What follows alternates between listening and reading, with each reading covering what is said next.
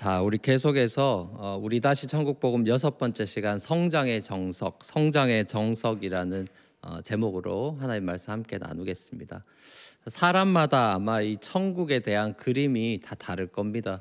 어릴 때 이렇게 상상하는 천국은 하늘을 나는 그런 사람의 모습이라던가 아니면 축지법을 쓴다던가 하는 초능력을 마음껏 발휘하는 그런 세상이었던 것 같아요. 만약 이런 모습이라면 점점 더 빠르게 발전하고 있는 과학기술이 이 세상을 어느 정도는 지상 낙원으로 만들어 줄런지도 모르겠다 싶습니다. 바닷속을 여행한다거나 팔에 뭔가를 껴서 하늘을 막 날아다닌다거나 화성을 비롯한 우주로 막 이렇게 여행하는 게 우리 생애 가운데 마치 가능할 것도 같습니다. 얼마 전에 제가 승리호라는 영화를 가족들하고 함께 봤는데요. 한국 영화도 기술적인 면에서 이렇게 많이 발전했구나 이렇게 좀 놀랐고 세월이 참 흘렀구나 싶었는데 옛날에 그 SF 영화 용가리 기억나십니까? 그 용가리에서 많이 발전했더라고요. 자, 승리호 보면서 지구보다 훨씬 더 큰 우주 공간 속에서 살아갈 100년 뒤 우리 다음 세대들의 모습을 이렇게 한번 상상해 봤습니다. 그 영화에서 한 가지 흠이 있다면은 100년 뒤인데도 캐시를 막 주고받는 게 좀 어색해 보였어요. 그때는 아무래도 뭐 가상화폐 요즘 대세 같은 그런 게 막 쓰이지 않을까 싶기도 하고 그러네요. 여러분이 나이가 조금씩 들어가면서 요즘 그리고 있는 천국의 모습은 어떤 모습입니까? 아니 천국의 모습을 상상하면서 그 거룩한 상상력 가운데 혹시 살아가시나요? 삶의 기쁨이라고 하는 것과 이 상상력이라고 하는 것은 정비례하는 것 같아요. 상상력이 풍부한 사람한테 소위 행복 회로가 돌아가는 것 같아요. 예수님이 천국에 대해서 구체적으로 딱 서술해 주시지는 않으셨죠. 이 마태복음 13장의 천국 비유들을 쭉 보면 비유로 주로 말씀하시죠. 이 비유만의 힘이 있는 것 같아요. 비유는 상상하게 만드는 힘이 있죠.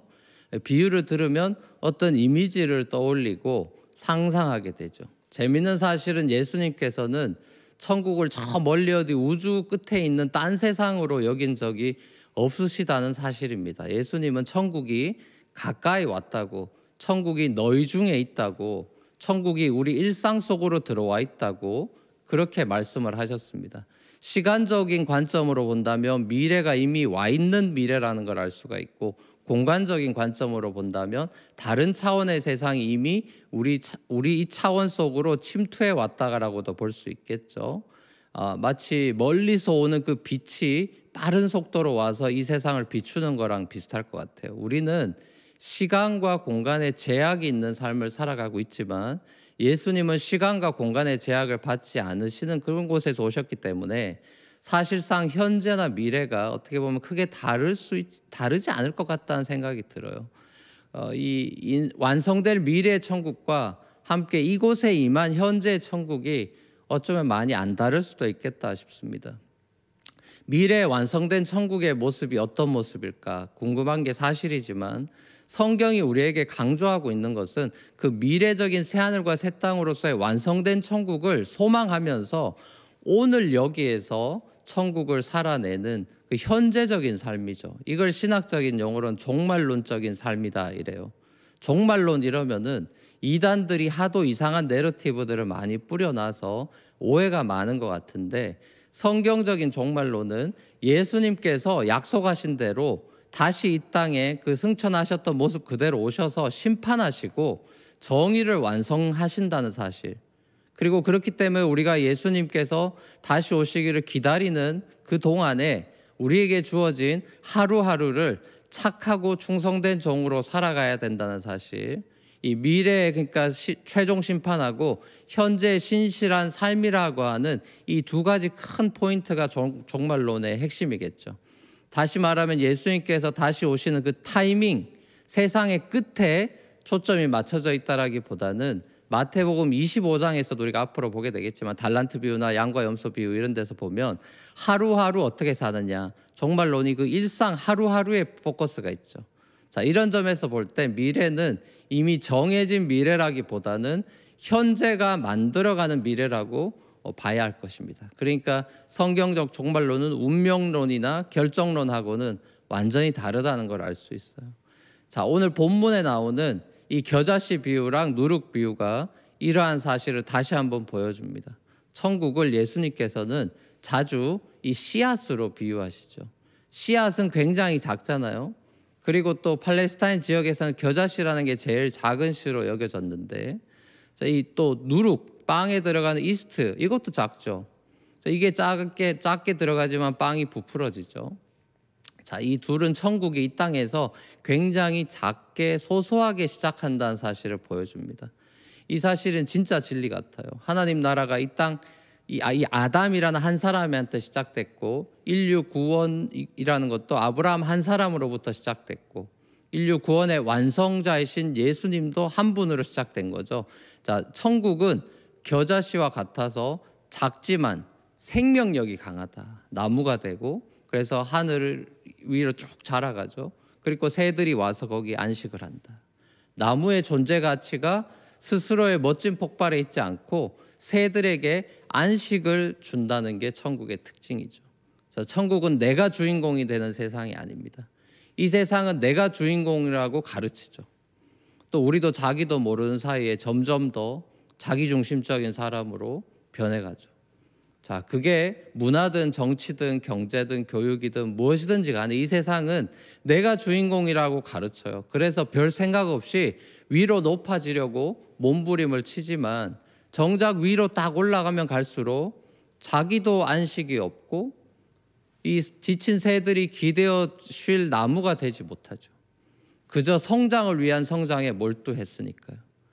왜 내가 이 성장하려고 했는지, 무엇을 위해 성장하려고 했는지가 애초에 없는 거죠. 자, 많은 경우 우리는 성장이나 성공을 목표로 둡니다.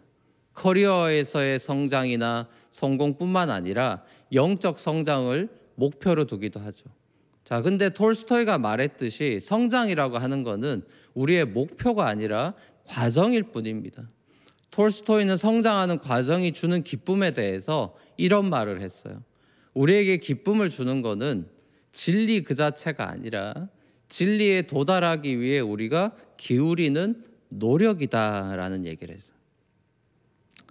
그러니까 이 일이든 진리 탐구든 뭐 성경 공부든 큐티든 뭐든지 간에 그 과정을 즐기지 못하면서 성장이나 성공을 이루기도 어렵겠지만 설령 그렇게 된다 하더라도 기쁨보다는 허무가 온다는 거예요.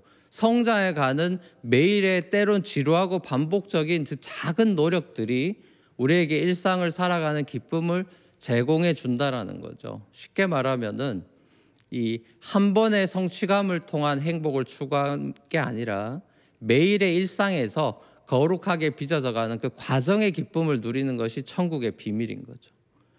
요즘 한국이나 미국이나 주식 투자 이런 걸로 난립니다. 종잣돈 얼마로 뭐 몇백억을 벌었다, 몇십억 벌었다, 뭐 그때 뭐 비트코인 샀어야 된다, 뭐 테슬라 주식 샀어야 된다, 뭐 이런 내러티브가 막 여기저기서 돌아다니는 걸 봅니다. 경제학자들이 뭐 버블이 오는 거 아니냐 이런 우려의 목소리도 내고 막 난리죠. 돈 벌고 싶고 성공하고 싶은 사람들의 탐욕이 점점 더 늘어나는 모습을 봅니다. 물론 저는 뭐 경제 전문가 이런 게 아니니까 잘 모릅니다만 예수님이라면 이런 지금의 현상에 대해서 어떤 말씀을 해주실까 궁금했어요. 곰곰이 좀 생각을 해봤어요. 그러다 마태복음 19장 에피소드가 떠올랐어요. 바로 그 유명한 그 돈 많은 부자 청년 얘기죠. 어쩌면 예수님께서 그 부자 청년에게 하셨던 말씀을 현대인들에게도 하실 수 있겠다 싶었어요. 네 주식 팔아가지고 가난한 사람들한테 줘라. 그러면 네가 하늘에서 보화를 차지하게 될 거다. 그리고 와서 나를 따라라. 이 돈과 성공이 우상이 된 엘리트 청년에게 촌철살인같이 하셨던 그 말씀이 떠올랐어요. 예수님이 아니라 돈을 주인으로 삼고 살아가는 오늘날의 기독 청년의 모습이 떠오릅니다. 저는 크리스찬으로서 탐욕에 기반한 그런 경제관, 주식 투자 이런 게 아니라 조금은 다른 목적을 가진 건강한 그런 주식 투자에 대해서 고민해 보셔야 된다라고 생각해요. 그리고 그 과정이 건강한 방식이면 좋겠다 싶습니다. 어떤 크리스찬은 주식이 나한테 우상이 될 것 같아서 나는 주식을 아예 손절합니다 이렇게 말하는 청년도 봤어요. 또 어떤 형제는 자기가 주식에 너무 빠져서 성경 보는 시간보다 주식하는 시간이 훨씬 많아져서 자기가 봐도 이거 뭔가 문제가 있다 싶다고 솔직하게 저한테 고백하는 모습도 봤습니다. 크리스찬으로서 주식을 해야 합니까? 말아야 합니까? 라는 질문은 사실상 문제의 본질은 아닌 것 같아요. 세상에 돌풍처럼 불고 있는 이런 주식 열풍에 휘둘려서 로또처럼 대박을 꿈꾸지 않고 차근차근 미래를 위해서 준비해 나가는, 재정을 준비하고 관리하는 재정의 청지기로의 모습부터 회복해야 되지 않나 싶어요. 돈 많이 벌어서 11조 크게 할래요? 이런 생각하지 말고 지금 주어진 재정을 어떻게 잘 관리할 것인가부터 고민해야 되겠죠. 미래의 돈이 아니라 지금 내 지갑 안에 있는 작은 돈부터 관리해야 되는 거겠죠. 우리 교회도 재정을 건강하게 관리하려고 예산도 세우고 결산도 하고 그러듯이 개인도 가정도 가계부나 예결상 같은 시스템을 구축해서 출하해보는 것도 한 가지 방법이겠다 싶어요. 무엇보다 매일 말씀과 기도 생활, 그리고 좋은 콘텐츠에 그런 강의들을 선별해서 들으면서 이 세상이 돌아가는 모습을 예수님의 관점으로 바라볼 줄 아는 통찰력을 기르는 훈련을 우리 공동체 순모임 안에서 차근차근 해나가면서 함께 성장하는 기쁨을 누렸으면 좋겠어요. 다시 한번 말씀드리지만 이 성장이나 성공은 우리 삶의 목표가 아닙니다. 그러면 우리 삶의 목표가 뭡니까? 우리의 영원한 목표요 소원은 하나님의 왕국과 그 의를 먼저 구하고 그 하나님 나라가 이 땅 가운데 임하는 것이죠. 이게 예수님의 소원이었고 우리에게 가르쳐 주신 주기도문의 첫 번째 기도 제목이죠. 자, 이 주기도문의 첫 기도는 우리가 오해하는 부분도 많은 것 같아요. 우리가 기도하면 하나님이 짜잔 하고 우리한테 뭔가 하나님 나라를 주는 것처럼 착각하는 것 같은데, 이 기도는 하나님의 나라가 이 땅에 임하도록 하나님께서 은혜를 베풀어 주실 텐데 거기에 제가 통로로 쓰임 받겠습니다. 저희들이 교회 공동체가 하나님 나라가 이 땅 가운데 임하는데 헌신하겠습니다라는 그 결단이 들어있는 기도입니다. 그러니까 하나님의 나라, 하나님의 왕국이 우리를 통해 교회를 통해서 임하기 때문에 그래서 시간이 많이 걸리고 느리게 진행되는 거예요. 왜요? 우리라는 통로가 열렸다 막혔다 왔다 갔다 해서요. 쉽게 말하면 하나님의 나라 왕국을 위해서 헌신했다가 안 했다가, 교회 다녔다가 안 다녔다가, 순모임 했다가 안 했다가, 소수의 사람들만 관심이 있는 거죠. 예수님께서 승천하시면서 교회에 맡겨주신 사명을 교회들이 등한시하고 딴짓하기 때문입니다. 구약의 이스라엘 공동체가 이방의 빛이 되라는 사명을 등한시하고 잘 감당하지 않았듯이 어쩌면 오늘날의 교회도 자기 배만 불리는 악하고 게으른 종이 되어 이 받은 달란트를 사용하지 않는 건 아닌지 돌아봐야 됩니다.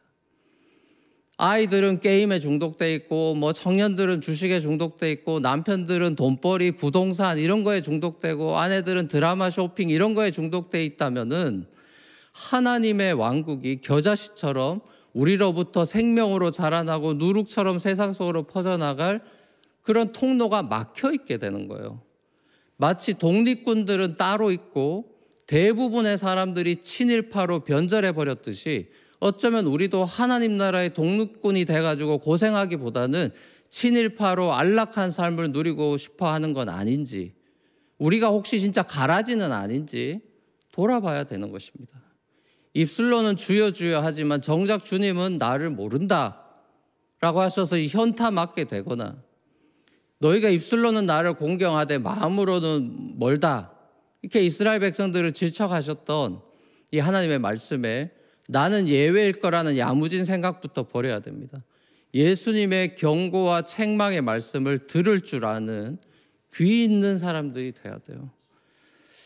사랑하는 우리 성도 여러분, 우리는 사순절을 보내고 있습니다. 매년 돌아오는 이 사순절은 그저 단순한 반복으로 그치는 교회 달력에 있는 전통에 불과한 게 아니에요.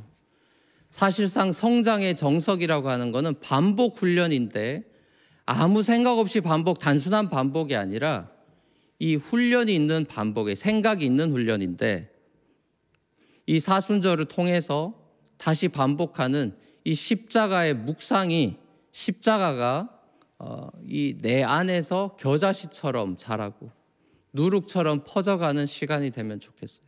그래서 우리 일상 속에서 이미 임한 천국을 다시금 기뻐하고 감사하는 은혜의 시간이 되기를 소망합니다. 동시에 십자가의 렌즈로 다시 이 세상을 바라보게 되는 그런 시간이 회복되면 좋겠어요. 이 세상을 십자가의 그 망원경 렌즈로도 보고 현미경 렌즈로도 볼 수 있으면 좋겠어요. 온 세상을 크게 바라보기도 하고 나 자신을 아주 꼼꼼하게 세밀하게 들여다보기도 하십시오. 누룩처럼 복음이 퍼져나가고 있는 이 북한 땅과 이슬람권과 아프리카권 제3세계 난민들 모습들을 망원경으로 보고 기도하고 내 안에 겨자씨 같은 믿음이 있기를 바라면서 있는지 없는지 현미경으로 들여다보십시오.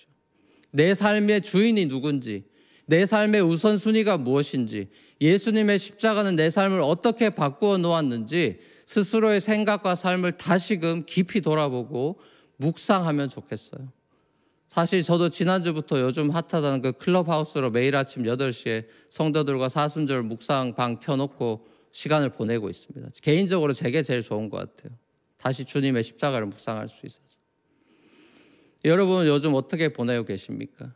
하나님 나라 복음, 천국 복음이 여러분 삶 속에 겨자씨 한 알로 꿈틀꿈틀대고 있습니까?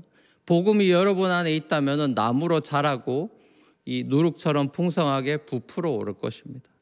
큰 나무로의 성장과 이 부풀어 오르는 빵이 되는 이 성장 그 자체가 목표가 아니라 그 나무에 새들이 깃들이게 하는 것, 부풀어 오른 빵을 뜯어서 다른 사람들의 생명을 먹이고 살리고 풍요롭게 하는 것이 사순절의 의미요 십자가의 정신임을 기억하십시다. 그렇게 십자가 복음으로 살아가는 여러분의 일상 속에 천국이 임하고 많은 사람들을 살려내는 삶으로 계속해서 자라가는 저와 여러분이 되시기를 우리 주님의 이름으로 간절히 축원합니다.